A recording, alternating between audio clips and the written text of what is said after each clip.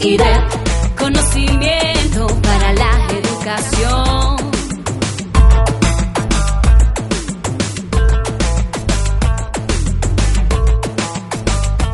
Un saludo especial a la mesa, doctora Nancy Martínez, directora general del IDEP, Rudamanda Cortés, nuestra colega investigadora del instituto, Hernán Suárez, editor de nuestra revista, Alejandro Álvarez, profesor y maestro que le dio vida y realidad a esta revista Educación y Ciudad, Jesús Martín Barbero, agradecerle la oportunidad que le da a los maestros y maestras del distrito de escucharlo el día de hoy.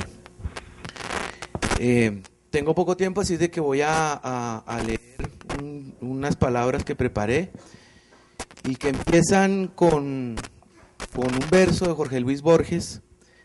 Somos nuestra memoria, somos ese quimérico museo de formas inconstantes, ese montón de espejos rotos. En enero de 1997 se dio a la luz pública la primera revista de Educación y Ciudad del Instituto para la Investigación Educativa y el Desarrollo Pedagógico IDEP. Hoy día vamos en la edición número 26. La revista tuvo como referente inicial el estudio de la problemática de la educación en el contexto de la cultura urbana y la reflexión sobre los problemas que afectan la calidad de la educación en el Distrito Capital. Durante su recorrido, ha tenido diferentes etapas de presencia y ausencia, que responden a la relación que se tiene en el ejercicio de gobierno y gobernanza del Distrito Capital y el sentido de ser humano y de humanidad que se despliega desde allí.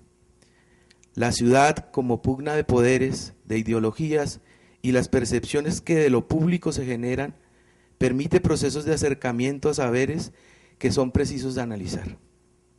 Ello implica asumir que no solo la escuela es la que aporta saberes, que la ciudad cumple funciones educativas que requieren de reflexiones sobre el derecho a la ciudad y el derecho a la educación en la ciudad, que pasa, entre otras cosas, por expresar y entender la identidad o las identidades y las culturas ciudadanas.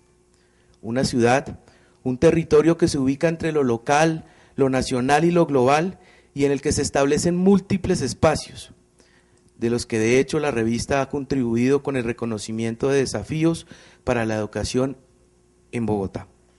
De ello dan cuenta temas sobre los que se han escrito, tales como la formación docente, la ciudad como escuela, escuela y ciudadanía, cátedra de pedagogía, Bogotá una gran escuela, ciudad educadora, memoria, educación y pedagogía, infancia y juventud, convivencia ciudadana, culturas juveniles en el siglo XIX, saberes y conocimientos, un debate necesario, o nuevos lenguajes, cultura digital y educación, entre otros. La revista, como el IDEP y el movimiento constituyente que lo encarnó, además son un símbolo del posicionamiento de maestros y maestras y de la pedagogía en una relación estrecha entre escuela y ciudad, que en últimas es la relación entre ser humano, sociedad y planeta. Una relación que se refleja en un tipo de ciudad marcada en su existir por la exclusión, la miseria, la pobreza y el hambre de muchos y muchas, especialmente de jóvenes, mujeres, desplazados y desplazadas que hoy día están por fuera de los circuitos de las escuelas y las universidades. Una ciudad y una escuela que requiere mirarse a sí misma en su contexto para enfrentar la segregación, la corrupción y el crecimiento desenfrenado que atenta contra el medio ambiente. Una ciudad y una escuela que requiere también explorar los sentidos, los gustos, el ocio y las múltiples relaciones que ella potencia. Hoy queremos, a través de este diálogo pedagógico, seguir propiciando la discusión que evoca la profunda relación entre la escuela y la ciudad, así como compartir con ustedes el reconocimiento que ha recibido la revista a partir de su indexación en diferentes bases de datos de información como Publindex de Colciencias, Latindex, Ulrich, Revistas y Fuente Académica Premier de EBSCO. Índices que por sí mismos no solo cumplen con la función de acreditarla como una publicación científica que actúa bajo los esquemas y estándares internacionales, sino que la enmarca en un espacio con un reconocimiento nacional y mundial como publicación académica, que incluye trabajos con el rigor científico necesario para ser parte del banco de información sobre investigación pedagógica y educativa en la actualidad.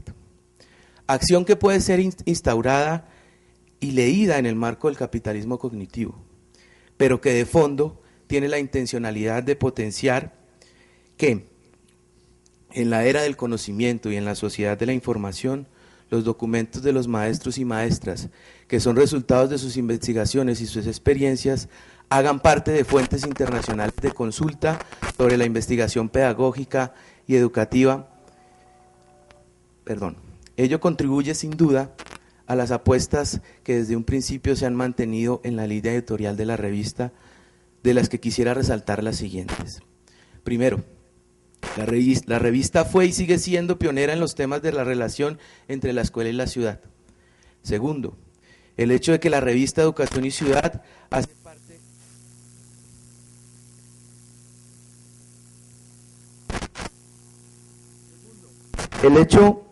que la revista Educación y Ciudad hace parte de la memoria pedagógica de Bogotá por la conciencia de duración, al decir de Alejandro Álvarez, que esta publicación logró cimentar y que hoy se conserva en consecuencia con los 20 años que cumple el instituto.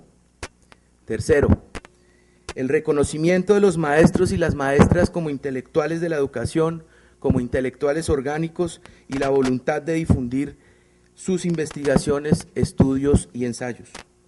Cuarto, la necesidad de que sobre los terrenos de la comunicación se propongan alternativas a un sistema educativo que cada vez es más cuestionado sobre sus contenidos científicos, sus prácticas autoritarias, su aislamiento y la imposición de saberes reconocidos como verdades.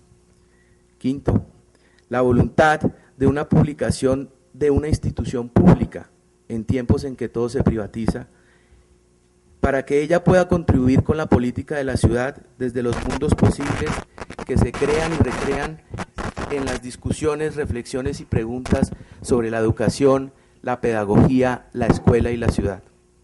Sexto, la difusión del pensamiento pedagógico colombiano y latinoamericano y la apuesta política por la construcción de una sociedad democrática.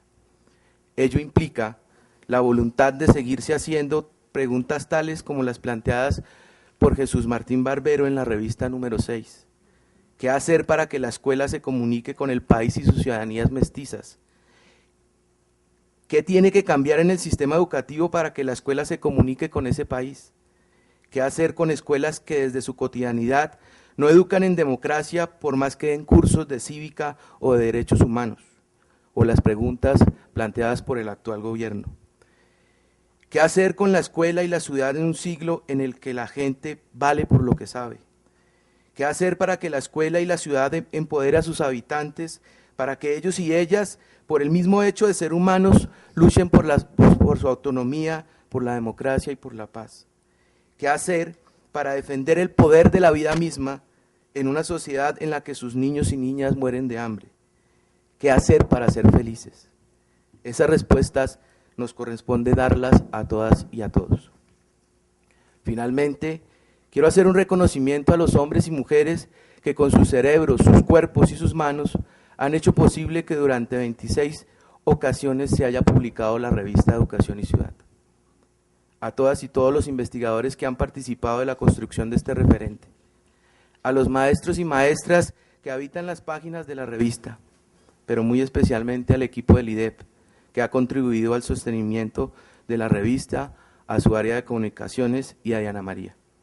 Bienvenidos y bienvenidas a este nuevo diálogo pedagógico, Educación y Ciudad, un territorio de saberes y conocimientos. Muchas gracias. Bien, en la mesa nos acompaña el profesor Jesús Martín Barbero. Creo que parte de la asistencia masiva se debe justamente al reconocimiento que le hemos hecho muchos de los profesionales en las ciencias sociales al pensamiento del profesor Barbero. Yo no voy a leer el currículum vitae, yo creo que amerita más bien hacer mención de cómo él fue un pionero al trazar una relación que hoy, después de 30 años, nos convoca, y específicamente en el cumpleaños 20 del Instituto hace posible este encuentro. La relación cultura, educación y comunicación es una relación que tiene un referente inmediato, indudable, en toda la producción intelectual del profesor Barbero. Es para nosotros muy significativo que en este diálogo esté él presente, porque justamente después de tantos años de trasegar en la intención de mantener una revista de la calidad como la de Educación y Ciudad en una institución gubernamental, la única de instituciones de gobierno en el país que logra ser reconocida en diferentes instancias nacionales e internacionales, nos permite tener como pretexto esta conversación que va a ser supremamente informal y que va a estar dividida en, digamos, en dos bloques como provocación a la conversación. Nos acompaña también en la mesa la profesora Nancy Martínez Álvarez, directora del instituto, maestra ante todo, quien ha estado muy pendiente de que el instituto vuelva a sus caminos iniciales, al reconocimiento del magisterio, de la producción de saber de los maestros, a la vinculación de ese saber con el producido en las academias y en las organizaciones no gubernamentales, con 34 años de experiencia dedicada, no de edad, aunque parece, dedicada al magisterio. El profesor Alejandro Álvarez Gallego, uno de los fundadores de la revista, fue de los primeros directivos del instituto. Creo que en Alejandro converge no solamente el pensamiento pedagógico que se muta y se transmuta en una tradición tan importante como la del Grupo de Historia y la Práctica Pedagógica, que cumplió 35 años, y que de la mano en ese momento del profesor Abel Rodríguez Céspedes, traen, digamos, algunas de las consignas y de las reivindicaciones del movimiento pedagógico a la creación del Instituto para la Investigación Educativa y el Desarrollo Pedagógico.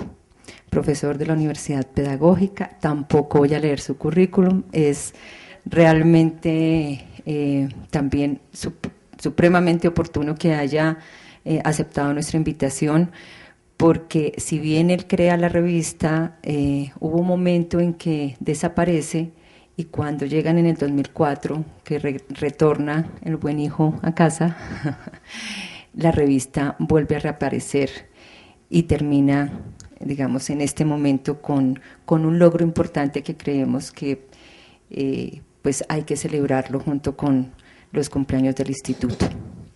Está el profesor Hernán Suárez, una excelente pluma en los últimos 2 años, tal vez, en la silla, en Las Dos Orillas, la revista Las Dos Orillas, la revista electrónica Dos Orillas, una pluma aguda, también su contribución a la revista semanario Caja de Herramientas. Fue el primer editor de la revista, fue también parte del comité editorial, luego fue subdirector académico y ahora es lector asiduo de la revista. Asiduo de la revista. Y finalmente, ya los presenté a todos, estoy yo que voy a moderar esta conversación. Bueno, lo primero es contextualizarnos históricamente. a partir de las remembranzas, que no de las nostalgias, afortunadamente. ¿Cómo surge la revista? ¿Por qué el nombre? ¿Qué condiciones hacen posible la emergencia de una revista de esta naturaleza en una institución como el IDEP? Porque el IDEP, digamos, es una institución sui generis en el panorama amplio de la institucionalidad gubernamental. Entonces, ya voy a terminar. Más bien, procedamos a conversar. Yo creo que Hernán puede ser la persona que dé la entrada a esa historia. Luego estará la profesora Nancy, el profesor Alejandro, que tiene la otra parte de la historia, la profesora Nancy, que hace, digamos, la mirada del presente y de la proyección de la revista, pero también, digamos, de lo que va a ocupar el segundo eje de la conversación, que es el tema de educación y ciudad. Y por supuesto escucharemos al profesor Barbero en relación con cada una de las temáticas propuestas. Profesor Hernán. Gracias. En primer lugar, un agradecimiento a Nancy por esta invitación a la cual personal y profesionalmente me era imposible negarme, porque hablar en auditorios es de las cosas que menos sé hacer. Bueno, también no sé hacer muchas cosas. Por supuesto, agradecer al profesor Jesús Martín Barbero el honor de compartir esta mesa, que considero un honor inmerecido, pues se trata de uno de los intelectuales más importantes en el tema de las relaciones entre comunicación, cultura y educación. Y por supuesto saludar este reencuentro con Alejandro Álvarez, con el cual me unen una estrecha amistad cimentada en nuestras preocupaciones comunes alrededor de la educación y la pedagogía, y con el cual tuvimos la oportunidad de asistir al parto, nacimiento de este proyecto editorial llamado Educación y Ciudad. El nacimiento de Educación y Ciudad fue un acontecimiento muy afortunado, porque nació con el surgimiento mismo del IDEP. El IDEP era apenas un decreto, un acuerdo firmado por el Consejo. Alejandro Álvarez no tenía otra cosa en sus manos para construir el IDEP, sino un decreto. Un decreto que fue aprobado, un acuerdo, perdón, que fue aprobado por el Consejo gracias a la fructífera fusión de Aida Bella, entonces militante de la Unión Patriótica, y el profesor y el concejal Noriega, que había sido secretario de Educación de fina estirpe conservadora. Este encuentro impensado entre el sector conservador y los sectores, un sector de izquierda como la UP, dieron origen al IDEP. Y el IDEP pudo construir su propia casa a su manera. En el barrio Eduardo Santos, no sé por qué escogieron ese territorio, que es un territorio de frontera entre el sur pobre y el sur menos pobre, allí lo instalaron, y fue una dotación de gran aliento para que allí pudiera los maestros, el pensamiento pedagógico, tener un alero y un territorio para pensar la educación, y en especial las relaciones entre ciudad y educación. No es gratuito que que la revista se llame Educación y Ciudad. Todos recordarán que la revista surge en la primera administración de Antanas Mockus. Y Antanas Mockus tuvo la virtud no solo de gobernar la ciudad, como había sido la tradición, sino de atreverse a pensarla para gobernarla e invitar a todos a hacerse partícipes de esa gobernabilidad, de esa gobernancia. Por eso su proyecto, con el cual ha ganado la respetabilidad que aún mantiene, de la cultura ciudadana, abrió una nueva época en la historia de la ciudad, en la gobernabilidad de la ciudad y por supuesto en las relaciones entre educación y ciudad.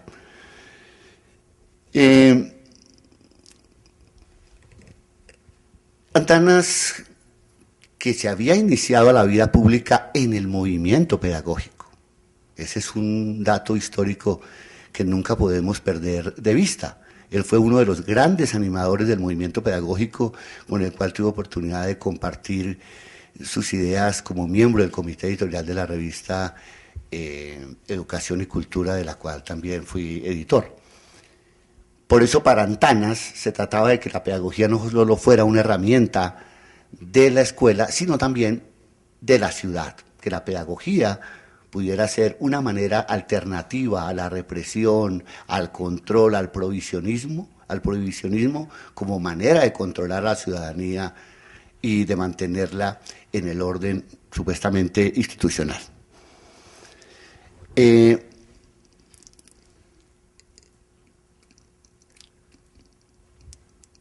Yo diría que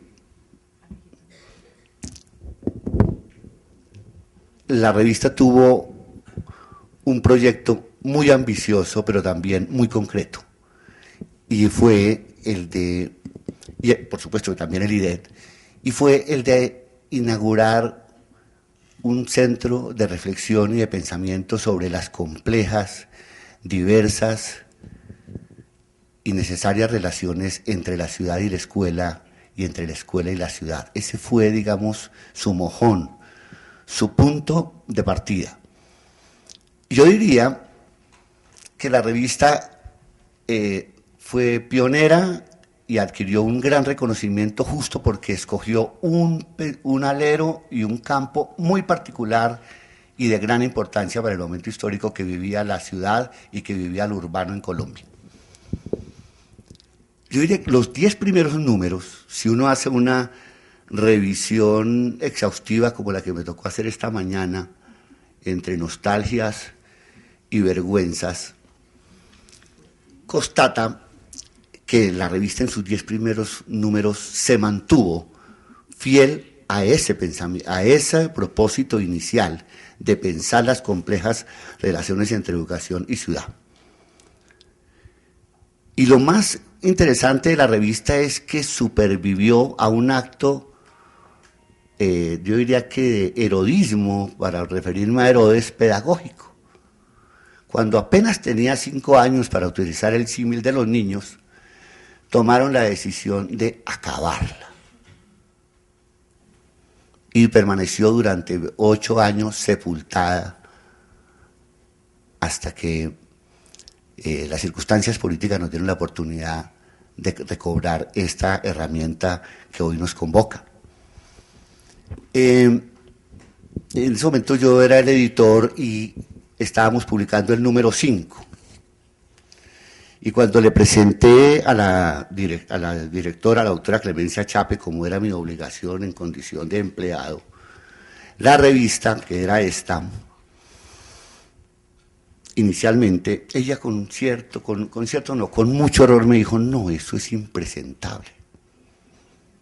No había visto el contenido de la revista, pero la imagen le resultó bastante agresiva a sus buenas maneras. Por lo tanto, solicitó que la revista, para poder circular, debería cambiar la carátula. Y como ya estaba impresa, pues los editores siempre tenemos maneras de salir adelante. Entonces, construimos esta sobrecubierta, que entre otras cosas la embelleció. Esa sobrecubierta era una suerte de mortaja de este niño de 5 años que fue sepultado.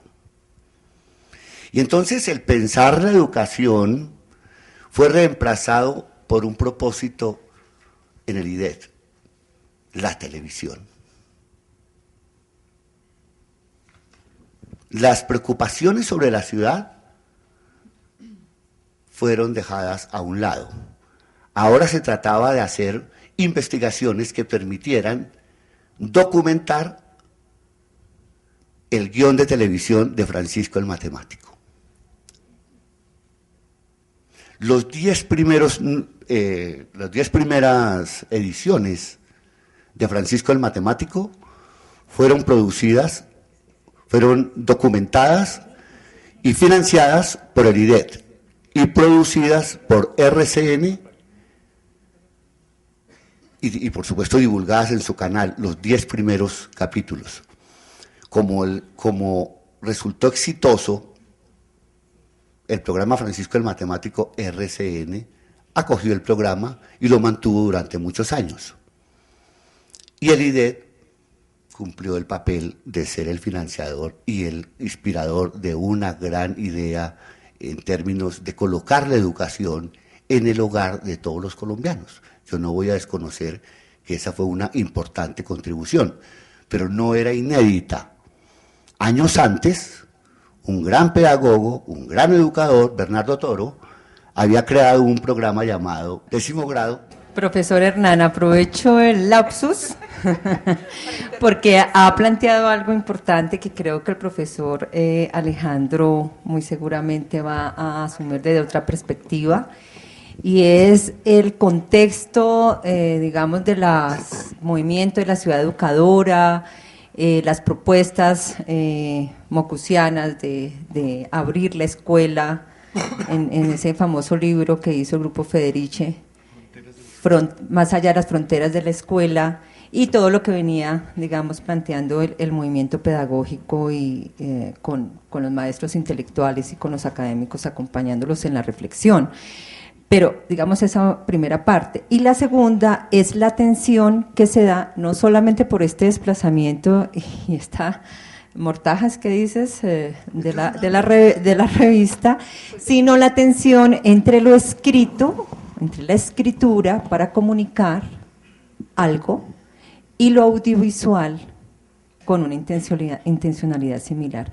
Por supuesto, esa fue una intención que se vivió al interior del instituto, pero que creo que en el mundo contemporáneo y en los cambios culturales también se hace evidente esa tensión. En la parte académica, esto es una parte apenas de un relato, ya vendrá la academia de Alejandro, pero yo quisiera redondear con lo siguiente. Yo sostengo que esos primeros 10 números se mantuvieron en la esfera del propósito del IDEP y de la revista se había trazado desde su fundación. Los 10 primeros números. Y que luego ocurrió un fenómeno, con lo cual cierro, y es que se estrechan las relaciones entre IDEP y Secretaría de Educación, por razones, por supuesto, de orden político, que no va a hacer un pacto con Abel Rodríguez. Pero eso, en términos de la revista y del contenido y de las preocupaciones del IDET, sufrieron una transformación. Entonces, cuando me den una nueva oportunidad, narraré de manera novelesca la segunda parte de esta telenovela. Yo quisiera aportar como la pregunta a la pregunta de cómo ha sobrevivido con sus mortajas y con sus silencios la revista, pero quiero plantear que es un esfuerzo y es un proyecto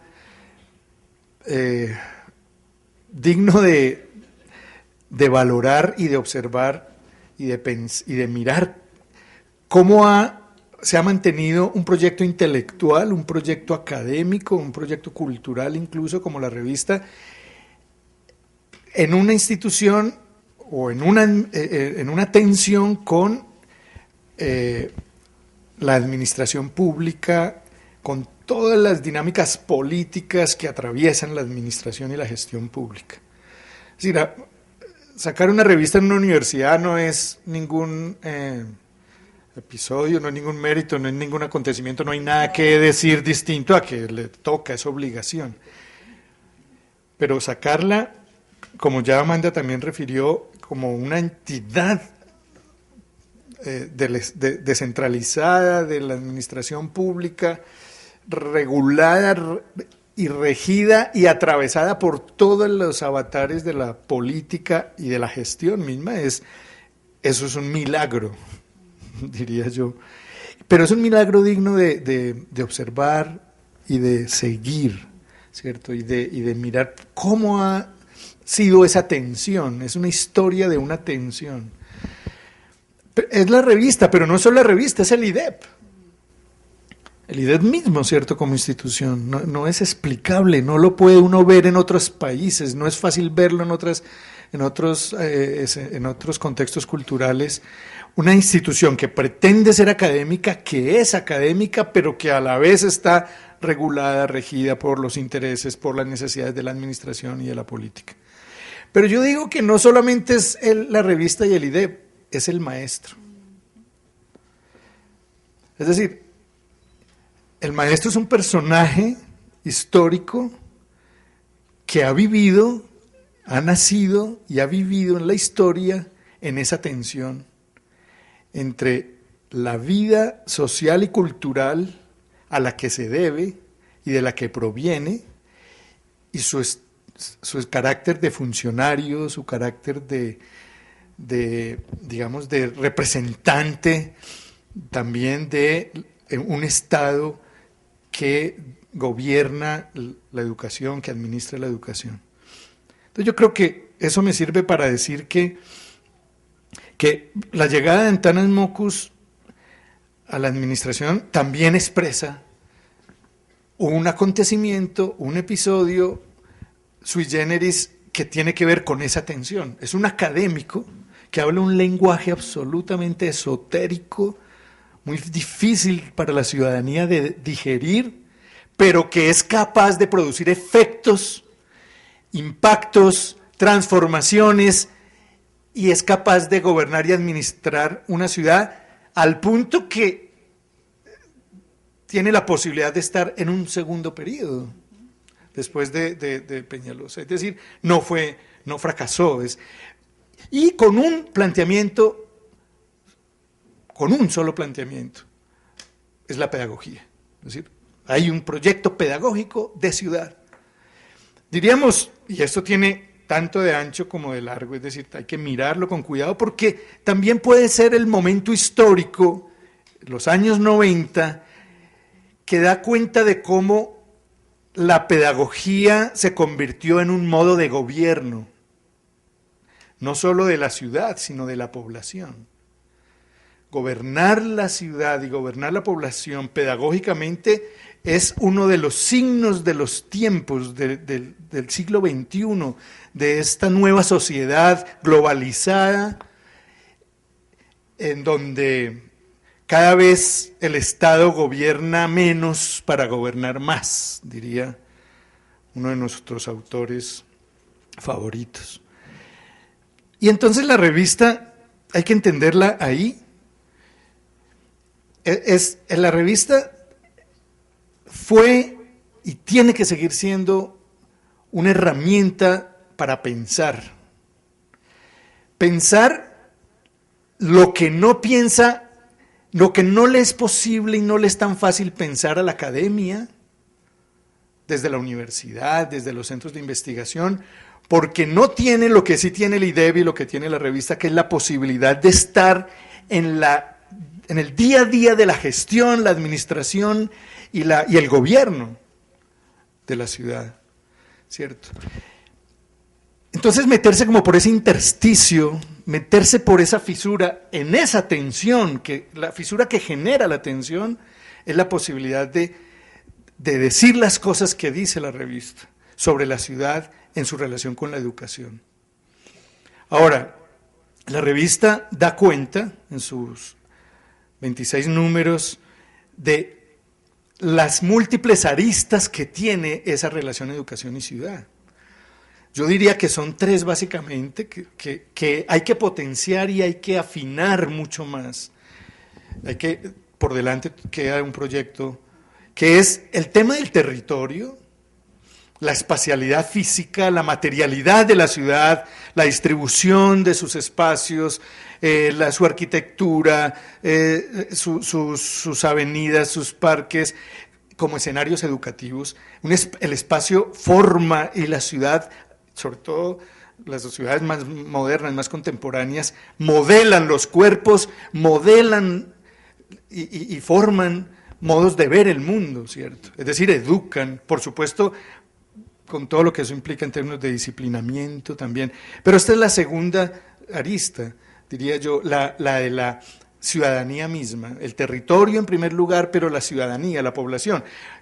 Ciudades como las nuestras, como ya también Amanda y Pablo lo refirieron, complejas, poblaciones diversas, expresión de todo el conflicto, el drama que vive este país, está reflejado en nuestra ciudad, una ciudad densa, pero es una ciudad intensa y donde la vivimos en el día a día con un dramatismo brutal en medio un poco de la inseguridad, la inestabilidad, la incertidumbre, que es propio de la ciudad. Y eso se lo escuché a Paul Bromberg, porque Paul Bromberg en la primera administración era director del Instituto de Cultura, y él dirigía dentro del instituto, no era ni siquiera el instituto, él dirigía el Observatorio de Cultura Urbana, un invento de Mockus y en particular de Bromberg.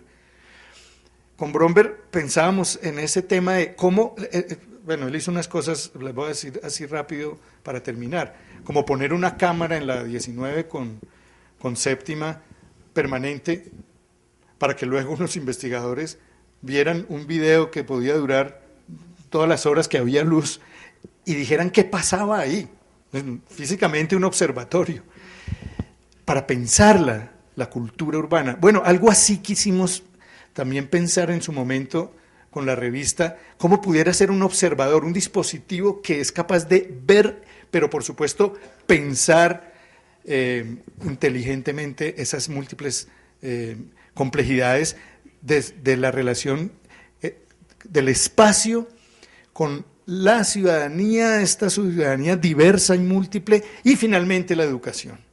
Entendiendo que la educación, y para nosotros era claro, para Mockus mucho más, era mucho más que la escuela.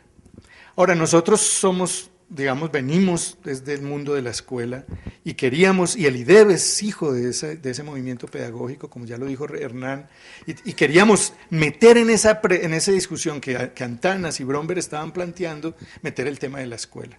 Y yo creo que en la revista se deja ver, quizás con demasiada primacía, el tema de la escuela, la pedagogía escolarizada, quizás con demasiada primacía, y lo digo a pesar de mis propios intereses, que me gustaría siempre que la pedagogía escolar estuviera muy visible ahí, pero la idea era pensar la educación más allá de la escuela, entendiéndola con temas como, por ejemplo, los medios de comunicación y la educación, las nuevas tecnologías, la escuela, por supuesto, la universidad, el mundo de la universidad en una ciudad como la nuestra, pensarla desde esta mirada, los territorios, cruzada por los territorios y la población, los jóvenes, las rutas que recorren los jóvenes para llegar a la universidad y cómo van trazando y dejando huellas que hacen que la ciudad sea lo que es. Esto fue de Mockus, por ejemplo, la idea de que el triángulo que va de los Andes o de la Candelaria, el triángulo universitario que recorre, digamos que hay un triángulo de jóvenes que recorre desde esa punta de la Candelaria, llegando hasta la 45 y bajando a la Nacional. Ese triángulo universitario es un triángulo para pensarlo porque ahí está habitado por jóvenes que dejan sus huellas, etcétera. Y esa es la relación, es educación y ciudad.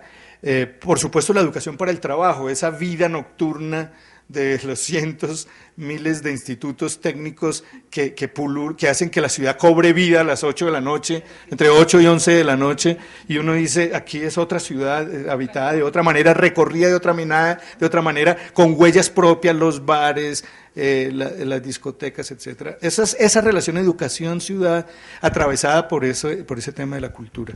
Hay muchos temas por abrir.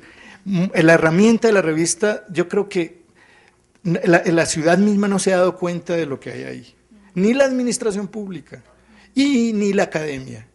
Y ojalá podamos crear ese puente con la ciudadanía, con la academia y con la administración para que la revista como dispositivo formativo, diríamos nosotros, cumpla su papel.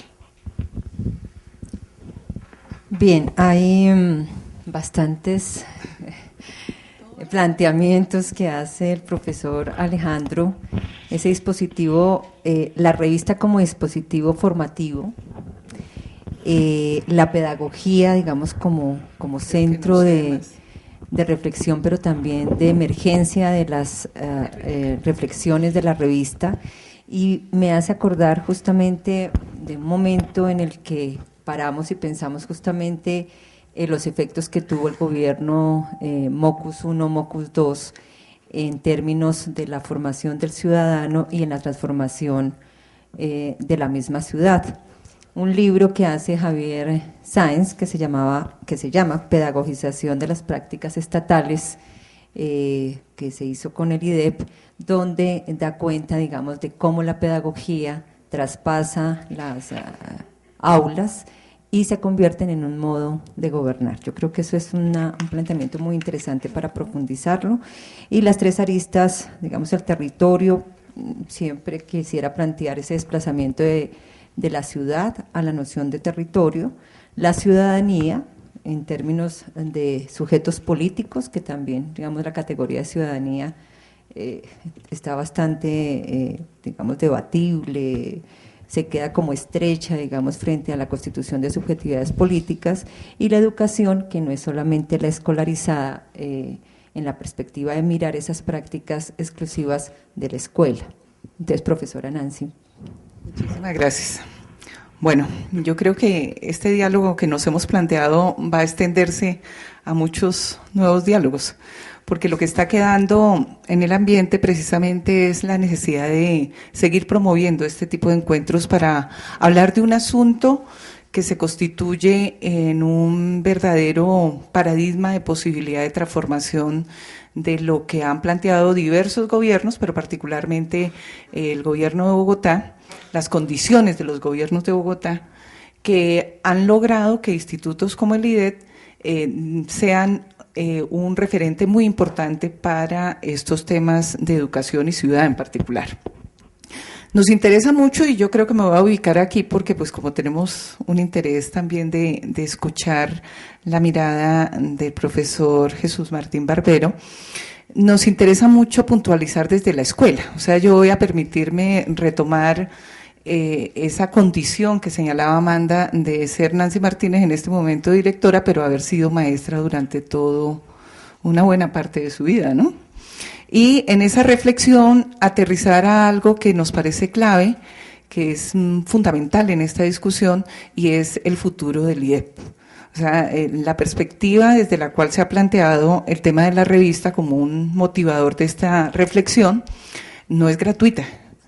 Y voy a retomar entonces un poco desde la lógica que ha planteado Hernán, de que el interés que en un momento se vio en la revista de darla por terminada, él dice de enterrarla, fue también un interés que por razones de tipo político, pero también de enfoque y de concepción de la educación y del magisterio fundamentalmente, también estaba prevista para el instituto.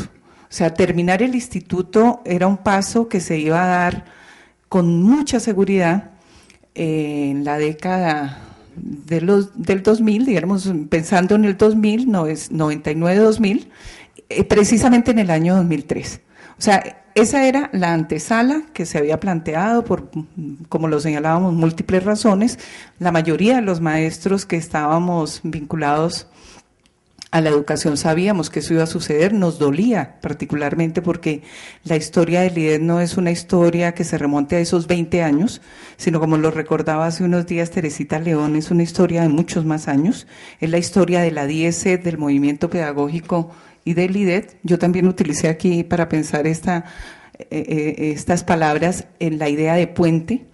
Esa metáfora es muy importante, me parece que es clave, porque permite mirar que el IDET fue una oportunidad que tuvimos desde la educación, desde el magisterio, para colocar en un escenario absolutamente posible, viable, el saber pedagógico de los maestros y con su condición como intelectuales.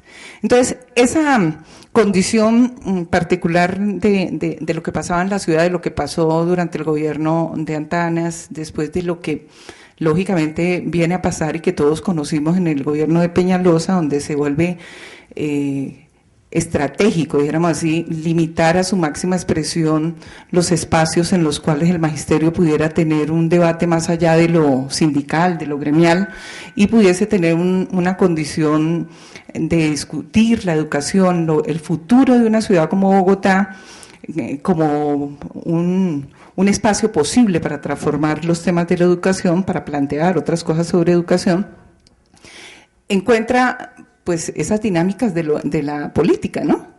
Aparece una opción política donde nuevamente aparece la escuela en su relación fuerte con la ciudad.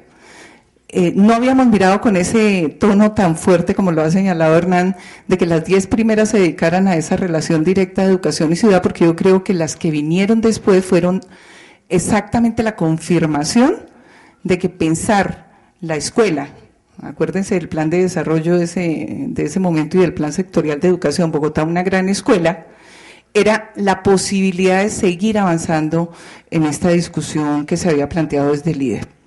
Entonces, el segundo asunto que quisiera plantear es qué significa esa posibilidad nueva que se abre para el instituto. Era volver a retomar la esencia del instituto, o sea, pensar el trabajo del líder desde 3 escenarios fundamentales, lo hemos dicho, que es la vida en este momento del instituto y por supuesto que se transfiere de manera directa a la vida de la revista. La vida de la revista que es, como lo señalaba Alejandro, la posibilidad de seguir extendiendo esa capacidad que tiene la ciudad de pensar la educación y de transformar algunas condiciones para que incluso incidan a nivel nacional. Nosotros pensamos en 3 lugares. Un lugar, la escuela. Entonces, allí estamos diciendo, nos interesa mucho volver a esa esencia del IDET trabajando directamente con los maestros y maestras, desde proyectos e iniciativas que están allí, desde esa concepción que seguramente no es generalizada, pero sí es muy fuerte, de pensar la escuela en relación con el territorio. Eso ha sido como fuerte en la expresión misma de lo que logra trabajar el instituto, pero mucho más fuerte cuando la política misma que se ha planteado en la ciudad toca los temas de la ciudad como un territorio para los saberes. En este momento lo estamos diciendo, un territorio para los saberes y la vida, que eso pues lógicamente que vincula muchísimo la acción de la escuela y del maestro. Un segundo escenario que es el de la política pública, ¿sí? ¿Qué está pasando con esa política pública en educación en una ciudad como Bogotá? ¿Por qué no es gratuito que se hable con mucha más fuerza, a pesar de que ya estaba en la Constitución del 91 del derecho a la educación, pero que hay necesidad nuevamente de decirlo, incluso con otras tonalidades, porque pareciera que los discursos oficiales que pretenden ganar cierto reconocimiento en la educación, creen que con decir el derecho ya está dicho. Y cuando nosotros estamos mirando que efectivamente hay toda una cantidad de asuntos que resolver para que ese derecho sea un derecho material, un derecho real. Y un tercer elemento que creo que es el más fuerte y que cerraría inicialmente con este asunto, es el papel que tiene el instituto y que se ve reflejado, por supuesto, en la producción de toda su obra, sus publicaciones y particularmente la revista, en la cualificación de los maestros. O sea, la cualificación de maestros como una expresión de su capacidad de poder transformar su práctica pedagógica, poder transformar las condiciones en las cuales se da el hecho educativo en la escuela, en la ciudad, en todos estos espacios donde tiene posibilidad de movilizarse a través de la indagación, a través de la reflexión, a través de la investigación, que es el centro, en últimas, del instituto. Muy bien, muchas gracias, profesora Nancy. Maestro Barbero.